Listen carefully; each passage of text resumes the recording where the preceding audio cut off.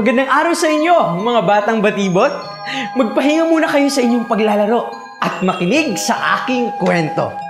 Ang pamagat nito ay Para sa Lahat ang Palaruan ni Angela Morales.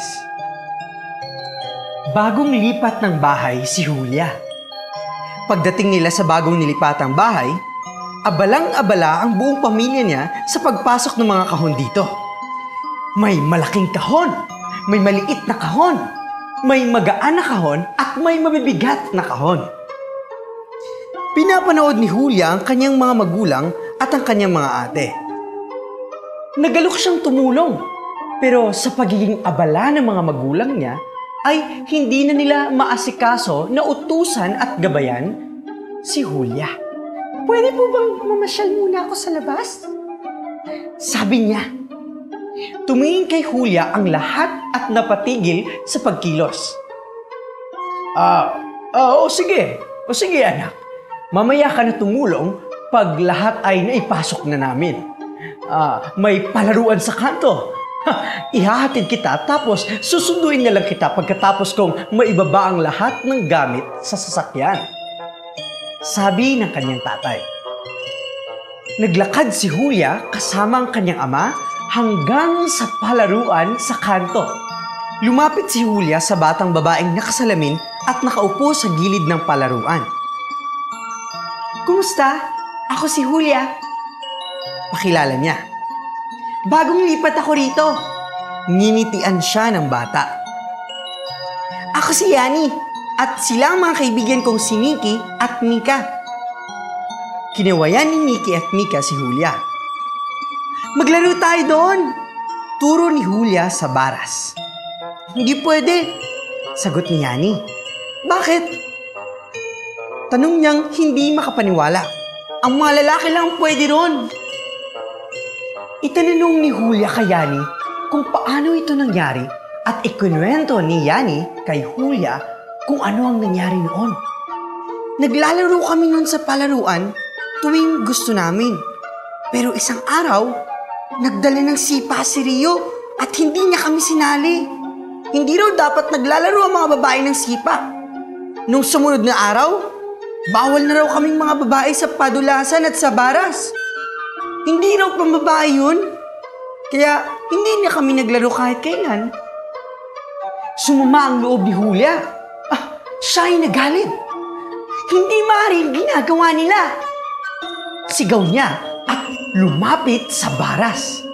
Bawal ka rito, sabi ng isang lalaki. Bakit? Tanong niya.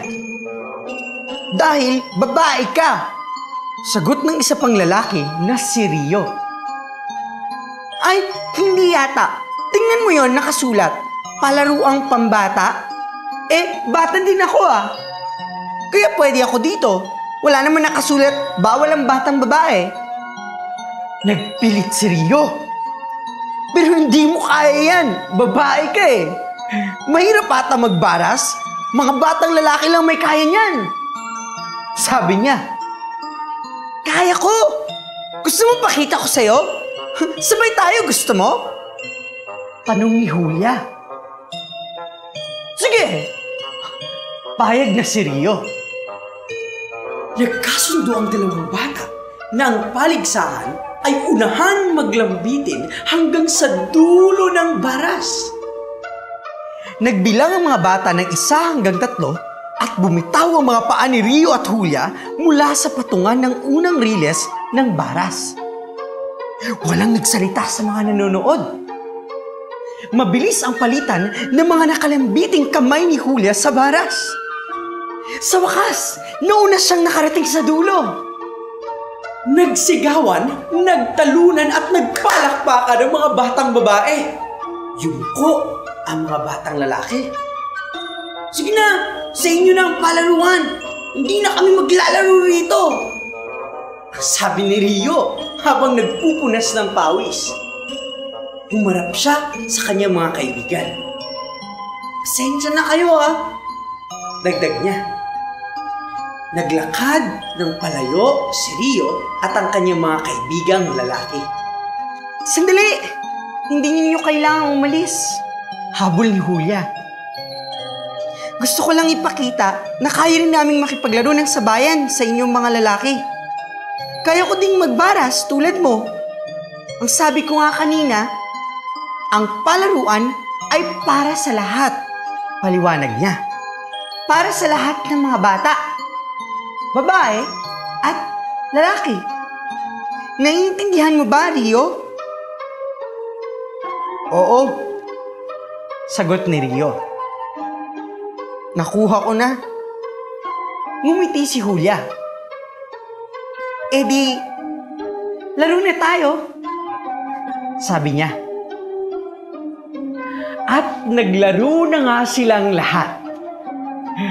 Kaya kayo mga batang lalaki at babae, huwag kayong mag-aaway Mas masaya ang palaruan at ang paglalaro kung ang mga batang babae at batang lalaki ay pwedeng magsama-sama. Hanggang sa muli, paalam!